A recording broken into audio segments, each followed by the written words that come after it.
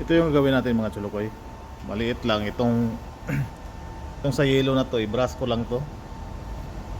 Kasi hindi siya pwede pagsabayin yung dalawang kulay. Kasi puro totoke na kulay. Tagal siya matuyo. Tapos kailangan na itong bus ngayon. Kailangan siya mabiyahe. Kaya yung blue lang yung gawin natin kasi malaki yung ng pintura. Ano to, double decker to na bus, BCI yan. Kaya umpisahan na natin to. Ayun mga chulukoy, tapos na. Isama na lang pala natin itong dilaw kasi maliit lang naman pala to. Painitan ko lang to ng yung heat gun para matuyo na, tapos buuin na natin yung corner na yung dilaw. Kaya panoorin yung mga chulukoy, titip ko na to, tapos yun na, para mabugahan na to. Ito mga chulukoy, pa-primer na natin.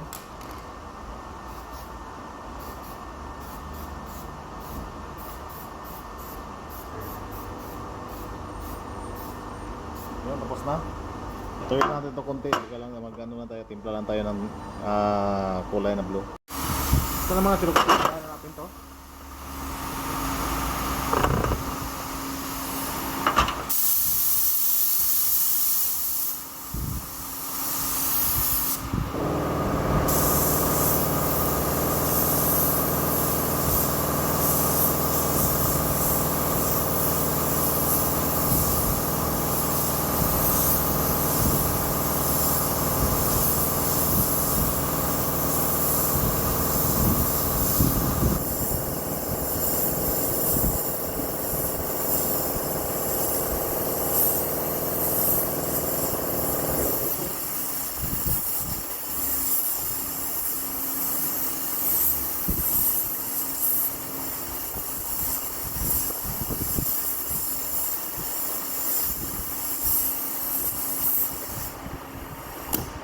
Ayan mga chulukoy, tapos na.